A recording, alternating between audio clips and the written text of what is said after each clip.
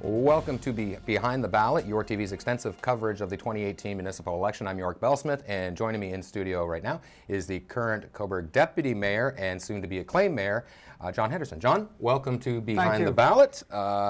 First and foremost, acclaimed as mayor, so we'll talk about that, but first let's talk about why you made the decision in the first place to run for mayor this time around. Well, for me, the decision was a rather easy one. In simple terms, I had perhaps in past 15 plus years with advisory committees and different boards and different focuses, such as the very first Waterfront Festival Committee going back some 25 years. Right. Then based on my time with the chair of the Cobourg Police Services Board as a member and chair for approximately a 5.5 year period, and then with my combined experience being on council first term with planning, development, coordination with Heritage, and then my successful term, I believe, being deputy mayor, I felt in speaking with my family that it gave me enough credentials and experience to take on the leadership role that would be expected at the mayor level. And now you're going to be acclaimed as mayor because nobody else decided to run. What were your thoughts when that became official, when you knew that you were going to be acclaimed? Well, I've never won a lottery before of any kind, but to me, to our family, it was certainly, and to my team, it's like winning a lottery. It certainly wasn't expected. I was expecting to run a full campaign. I had everything in place, just a matter of pushing the button to make sure it went to the right services, whether for brochure, website, signage, the whole bit. So for me, it was certainly a delightful surprise. Right. Certainly unexpected. Do you have any thoughts yourself as to why nobody else in town would throw their hat in the ring as well? I can't speak for others, but I have prided myself on due diligence. Some people, I'll even tell people on occasion I'm a bit anal, and I do my homework. I try to follow up on issues, and I make an effort to listen and to speak to people. So there are many multiple groups over those 8 years. I've had the privilege of meeting and listening, and I do meet with them one-on-one. And I really make an effort. I would say large majority of time, I'll never say I do every single response, because there are many, but with a follow-up as to where I am. It doesn't mean they get the answer they're looking for, but I do follow up with a response, and I hope in a fairly timely fashion for most of it. I believe people appreciate that kind of work ethic. I do put a lot of work into what I do. So I'm hoping, perhaps based on my track record, that gave me, I won't say it gave me an advantage, but I hope people recognize that. Right. Talk to us a little bit about the last 4 years as deputy mayor on this past term of council. I mean, there was some changeover during this council that certainly wasn't expected. Talk to us about what the experience was like over the past term. Well, I have to be commendable to Mayor Brockenier, because I believe every mayor has their leadership style that leads a council collectively. I really have enjoyed this term. We each have different personalities. I think we bring all something different to the table. I like the fact that a lot of our debates are now taking place on the council floor. There have been many. Right. I also like the fact that we'll disagree with one another respectfully, and the next day we work on the next new issue going forward for resolution. It's been, and I'm not saying this, but it really has been a delightful council to work with. I do want to compliment Suzanne Seguin, because she went through the appointed process, as did Councillor Aaron Burkett. Right. And they were quick to get up to speed and to bring their own flavor, if you want to call it that, forward to our council. So for me, it's been very rewarding. Added to that, when you're a deputy mayor, you get the budget, which I always find interesting. And as well, you get to chair both the bylaw review team. And I was pleased with that, because over the tenure, if I'm not mistaken, I think we brought forward 25 bylaws that were either amended or were new and were passed by council in this 4-year term. We didn't get them all done, but we certainly made a due diligence. And I really enjoy what's called the General Government Services Committee, and that's where I have the privilege of working with the CAO, the Director of Finance, and the Town Clerk. And in those agendas, they really become a buffet of everything. And I really enjoy that because then I can bring issues to the forefront to see where they can best be dealt with, whether at a department level, it's a one-off, it's something that needs to go to council. Do we involve other organizations such as Northumberland County, CFDC? And lastly, I'm proud of the progressive ideas that we've had, and I will end by doing, to me, the highlight is Venture 13. Right. People may not realize, but for a number of years, I was spending public money of $70,000 a year to maintain an empty building. Not a good use of taxpayers' money. Yes, we put money up front, I think, to make this happen. It was certainly well over $1 million. But the outcome already of the CFDC and working in partnership with different parties, from the Cobourg Police Services Personnel Department to Fleming College to Community Futures Development Corporation. I know we're having chats as we speak with the University of Ontario Institute of Technology. Right. And we just got through a more recent N100 outcome as well. So to me, the future looks bright, and I'm pleased to see that we do take these progressive steps for Cobourg to make us perhaps a little bit unique, but more importantly, we're hoping that this will lead to enhanced employment, innovation, and creativity. And I believe that's a great step forward for this council. Absolutely. I do want to talk more about Venture 13 when we get to talking about some of the issues that you're going to face in the next term of council as mayor. But I want to take you back over the last 8 years, term on council and then as deputy mayor, under the leadership of Gil McCallion as mayor. Talk to us a little bit about what you've seen over those 8 years that you're going to be able to take forward that's going to help you become a great mayor of the town of Cobourg. Well, that's my ultimate goal. I have to remind people this is a new step for me. I'm well versed at, I'm hoping, at my role of deputy mayor, but it will be a new step to be mayor. I've had the privilege of being with Gil for the past 8 years, and I watch how smooth he is. There's only one other person I've seen as smooth in the province of Ontario, and that's been Hazel McCallion, right. Who's been at it for 50+ years. Right. Gil has the procedures and policies at the whim of his hand. And I wish I could say I have that totally, but I know with the good guidance of the clerk and with the support of council, I believe in short order I can hopefully get up to speed. I believe we have a similar style. I've been with Gil for 8 years, and to my knowledge, anybody who's approached him or asked to be in the agenda, to my knowledge, I can only think of 2 that were declined in 8 years. Right. So for me, speaking on behalf of Gil, it's a phenomenal track record. I would only hope I could keep that kind of track record moving forward. But I hope we have a council that's open, collective discussion on the floor. And I know someone asked me in one of the questions, do I want everybody to follow me? And the answer is no. I'm hoping they'll bring their own personality, their own strength to the table. I hope we have diverse opinions, because I think out of that will come some really solid resolutions, not just for council, but for the town of Cobourg and its citizens. And with that said, I mean, you're going to get some diverse opinions for sure, pretty much no doubt this time, because there are going to be new faces. Absolutely. On council. Absolutely, with new thoughts.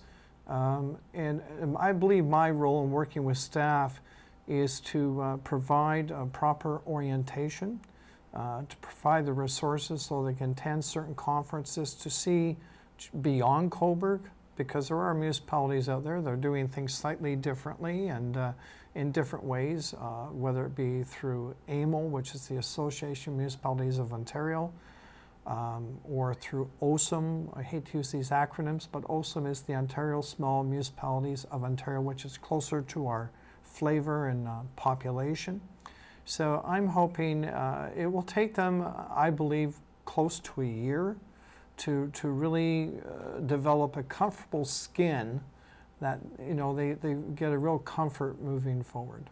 There is a possibility that you could be the only returning person.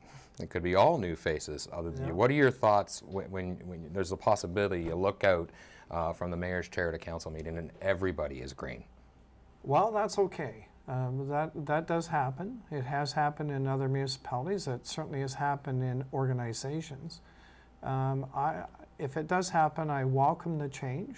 I think we do have to welcome change. It's going to mean a lot of work. It's going to mean a lot of orientation. It's going to mean us planning, the pre-planning for the strategic planning, which has actually already been built in for February. And that will be held in open forum as we proceed, as we build our plan for the next 4 years. And the good news, I will ask Council for a review certainly at the 2-year mark, if not before. I will also suggest that we review their portfolios. We'll have a discussion on what those portfolios could be, might be, how they might be amended, which new ones might we create. I'm very open to how they see the future council working. Right. Talk to us a little bit about, is it an advantage having been acclaimed as far as your relationship right now with Gil and transitioning into that mayor role? Do you find you're being able to get maybe a little bit of a head start on that transition? Absolutely. Without question. There's an advantage. I've got great respect for anybody out there running for election, because I know what it's like for 2 terms to knock on those doors, to do your signage, to do your team. And to be honest, I'm not doing any of that at this point. But I do want to make clear that I am going to produce my brochure that I would have otherwise had, to share that at different meetings I'm able to attend so the public gets to see my platform. And I will be releasing my own website that I hope to continue when I'm in the mayor role as well. So I will be sharing that. But with that being said, if you take this past week as an example, starting the integration from Gil McCallion, I've been able to attend my very first session at Northumberland County on affordable housing issues and the crisis that exists, not just here, but perhaps right across the country. I had the opportunity to be updated to members of the Chamber of Commerce, and that was relatively new for me because in my role as Deputy Mayor, I sit as a board member on the DBIA, so similar but different. Right. And with that being said, just yesterday I attended a 4.5-hour session on a mandated mock emergency exercise involving the mayor and all the critical players on behalf of the town of Cobourg and the corporation, and what we have to do to make sure we're prepared at any moment. So that's just happened. Those 3 things have happened just yesterday. Right, and a number of things are going to happen, a number of things you're going to be facing as mayor come the new council. We're going to talk about some of those when we come back after the break. We're talking with Deputy Mayor for the town of Cobourg and Acclaimed Mayor John Henderson on Behind the Ballot here on YourTV.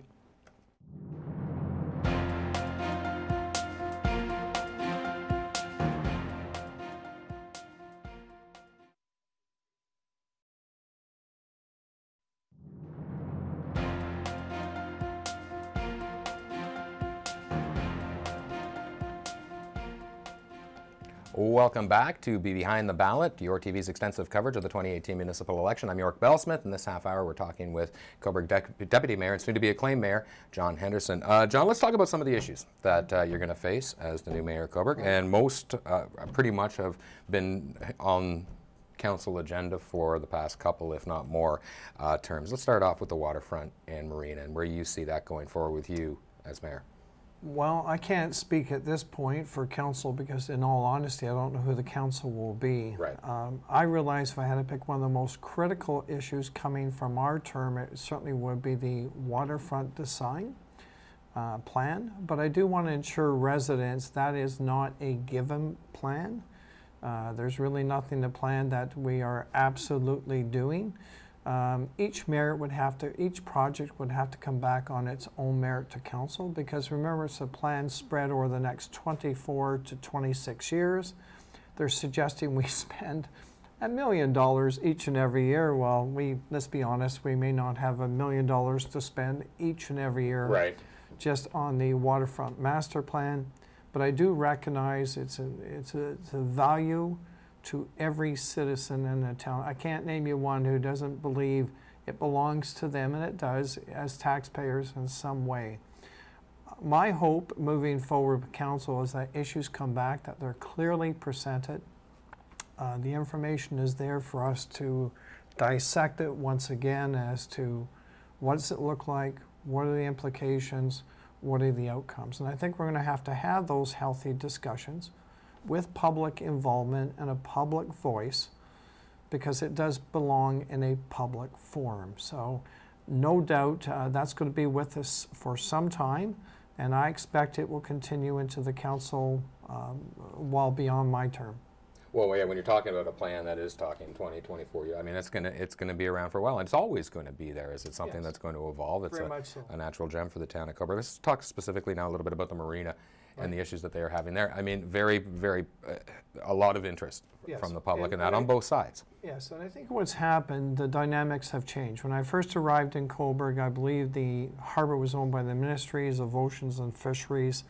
And at one point, they came to the town and said, would you like to buy it for a minimal amount of dollars, knowing you will deal with all the outcomes and all that goes with a harbor? Right. We decided, or they decided that time, it would be in our advantage to buy the harbor. It was a brilliant move because we now control that amount of defined land moving forward. So the controversy has been, is it self-sustaining between the other participants? And of course, they often define those through boaters or the yacht club. I think we're still going to have to work through all of that, but at this point, I have expressed clearly, at least from my perspective, that I'm not interested in this term dealing with expansion. I am interested in dealing with reframing the harbor. If we can reconfigure it in the same footprint, we need to improve our docking system. I know as budget they've asked for enhanced security gates. We need to look at the compound. We need to look at the parking. We need to look at the promenade. The list goes on. And I think we're at a point we have to start to deal with those issues, because I don't believe we can ignore them. We have to keep the marina in its stellar position moving forward, but at the same time, not lose sight of the beach, not lose sight of the importance of Victoria Park to us as a historical park as it's defined, or even the West Headlands, which need to be dealt with as well. So it isn't a one-issue pony. We really got to look at this, I think, in its entirety, and how do we balance that out? Let's be honest, if we put all our eggs into the marina, we'll have nothing left financially for anything else, and that is not good. It's not healthy for us, and I don't think it's healthy for the citizens of Cobourg. Another big part of that whole puzzle down at the waterfront is what's happening with the East Pier. Correct. Your thoughts on the pier, and is this an opportunity moving forward to make a big move and make it really a serious part that's going to last for years and years and years as the harborfront? Absolutely. I hate to admit this, but I'm the first to admit that each year as budget chief, I think we spent between, I'll say average $25,000, $30,000 every single budget every year, just to be the Band-Aid. Right. And we realized over time that Band-Aids only last for so long. And I'm very pleased that this council bit the bullet, had a professional company come in to give us a full, proper assessment of the pier. We have not seen that assessment yet. That's something that will be coming to the new council. But if I can compare that to the damage, very maybe different damage that was done at Monk's Cove, that cost is a good chunk of money as well. But the true assessment that might come in the future, they're predicting that could be a $2 million fix. Right. Well, what's the fix for the pier? I also realize how important the pier is, because if you go back to the beginning of Cobourg, historically, the pier's always been here. It's always been part of our character. So I will be shocked and surprised if anybody tells me, get rid of the pier. Right. I don't think anybody's going to say that. That has happened in other municipalities, but I will be shocked if I'm told that's the direction. What I see is, how can we reframe the pier moving forward based on the Waterfront design study. What amendments or modifications do we have to make moving forward? And I hope they realize, depending on the price, this is something that may have to be phased in. And again, because everybody believes in the pier and the lighthouse, we're going to have numerous public meetings of how do we proceed, and it will also be budget related without question. Right. Let's move on to some of the things that a lot of the candidates for council have been talking about, issues that they want to see addressed come the new term. One of them is having a question and answer period in council. Let's talk about your views or your thoughts on that. Well, I'm going to be firm in that I'm not one who would be in favor of the present format for question and answer. I do think it takes away from council and our business and our purpose. I do believe we offer committee of the whole. We also allow council for delegations. And I used the example, one of my answers, that we had a firm budget presentation. And out of that came a number of recommendations. One, we gave them $5,000 if their application's approved. We wrote a letter of support to the proper authorities. And we also said we would supply in-kind support. 3 wonderful recommendations in support of that presentation. Those things will not happen from question and answer. When I've researched other municipalities, at best you get 15-minute window, either before or after. Each person gets a limit of 5 minutes to ask a question, and from my understanding, there's really no response, there's no follow-up, there's no recommendation. Right. So, as I indicated, I would like very much council to run as business of council. However, I'd be very open to exploring with my colleagues quarterly session, where I'd like to see, and I put this in one of my answers, it's a time perhaps when we should be, more importantly, and this is an area I need to see an improvement, and I'll admit that, a financial plan update being presented by council. At the same time, I would like to now see, with our new strategic plan going forward, quarterly, where we are exactly with improvements, and perhaps at that time we can now set an additional hour with maybe a 10-minute, same as delegation rules. Right. Allow a person to present their issues, their concerns. I'm willing to look at that with council. I'm willing to look at that with the town clerk, because I have to make sure, and I hope the public understands this, the moment we have a quorum of council, which are 4 members or more, and the moment we're proceed to be moving the business of the municipality forward, we'll be in a conflict of interest charges, because we can't do that without proper form. Right. So I'm willing to work with council and the clerk and see how can we reframe this. Maybe it's just we had pick a different night, and starting at 6 o'clock like we do our public meetings, and have 4 sessions spread throughout the year based on the input from the citizens of how we could reframe that. I'd be much more open to that and still protect what I call the business of council. Right. One of the parts of business of council that will come up this time around is the idea of the coordinator roles. Right. You've been experienced that for the past 8 years. Your thoughts on that and whether it would change? Well, at this point, it works for us because I want to reiterate that we're a mid-sized municipality. We're just under 20,000, so to serve and to do the number of roles, meet the number of conditions, I believe that does serve us well. I know some have indicated through governance we should look at other models. They do exist, but they're a lot more work, a lot more time. But I'm open to where we may go, because I did bring in my role of deputy mayor, a governance review, as you know. Mm-hmm. And I would be very open if through the deputy mayor, whoever that may be, if that person wishes to say I like a governance review, I would certainly be open to that. Again, it would be public forum, what it looks like. I'm open to having discussions because, as you know, we have to define through the clerk the policies, procedures. Most of them, not all of them, but at the front end to make sure we set the stage moving forward.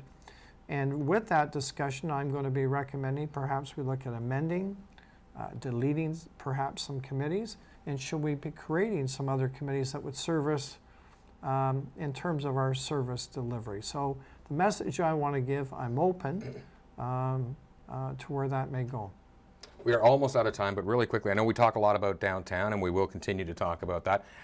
Some good news coming, I think, for the town, and your thoughts on the sale of Northumberland Well and what that can do for the area Well, there. my understanding, yes, they are under new ownership. I know, like many malls that have not been successful in Ontario, they're looking at reframing them, both an extension of maybe adding, I've heard, onto their local grocery line, expansion of the theater, making things like a walking track for seniors, and yet making it livable conditions, whether micro or condo type units with services. So a very exciting time. I'm pleased that the new owners are looking at new ways to reframe it, because in all certainty we would not want to lose them all. No, it exactly. Pays an important economic function in our town. It's going to be interesting over the next 4 years to watch that go forward, and you're going to be sort of, you'll be at the helm of the town. It's been a pleasure to get down and have a chance to chat with you. You got a lot of work to do before you take over in December from Gil. Thank you. Thank you very much. Deputy Mayor and acclaimed Mayor of Port Hope, John Henderson. We'll be talking of Cobourg. Cobourg. We'll be talking a lot on municipal matters monthly. Looking forward to that. You've been watching Behind the Ballot, YourTV's extensive coverage of the 2018 municipal election. I'm York Bellsmith. We'll see you next time.